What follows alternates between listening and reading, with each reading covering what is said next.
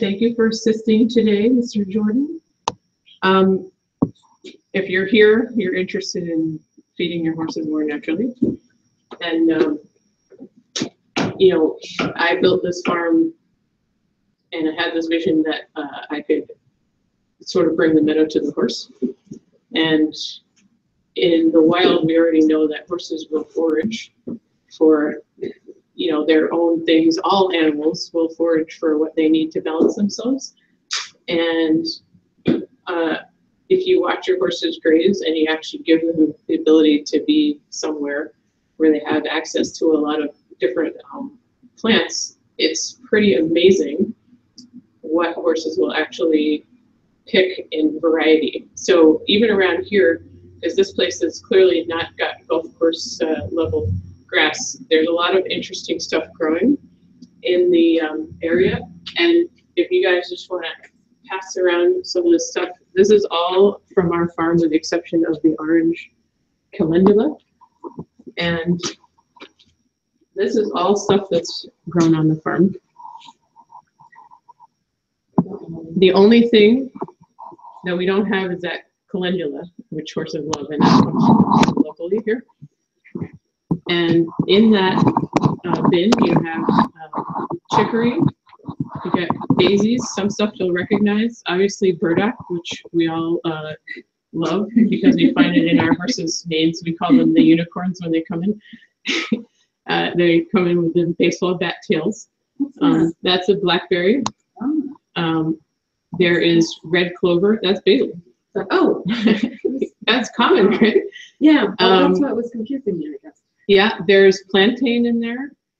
There is, let me see if I can remember everything that's in that. There is dandelion. So yeah, blackberry, burdock, several things around the property. Chamomile, which grows like crazy around here. Really? Yeah. In here, we have that basil, which grew in our garden, so it's not an indigenous.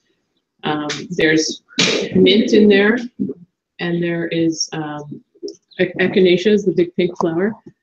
And I believe there's lavender, the little purple one there. So here is what we have. And generally, the term for what we call biodynamic means that it grows in the area. So biodynamic is an interesting thing to look at because geographically, when I travel around the world, we have obviously different plants. And so I see the availability of different plants for the animals picking in other areas, balancing themselves with obviously different things, also deficient in different things. So just for the people on the webcam, we have the blackberry here. And that's common blackberry. Also, oh, see, I forgot this one. This is violet leaf. The violets that we see on the ground, they take over everything. So everything I want to cut down on the property, the horses want. This is dandelion. This is incredibly popular and huge, huge thing for people and horses. So basically, a lot of these things we can find here. Jordan, come here. You want to start eating now? So basically, what do you think of that?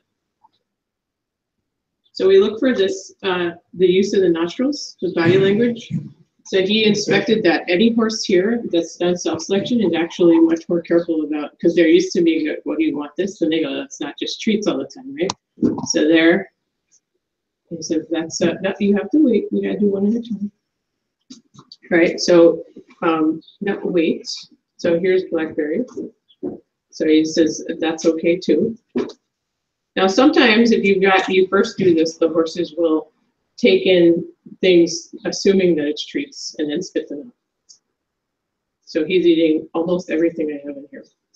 And I'm just going to offer work. See how he was very careful about that? He's like, I'm not sure. So that's an I'm not sure, I need that, and that's what I call not a strong response. Dropped it. So that's what I was talking about. Said maybe I want that because he's eating it, but I really don't. So that's that. That's the case of something.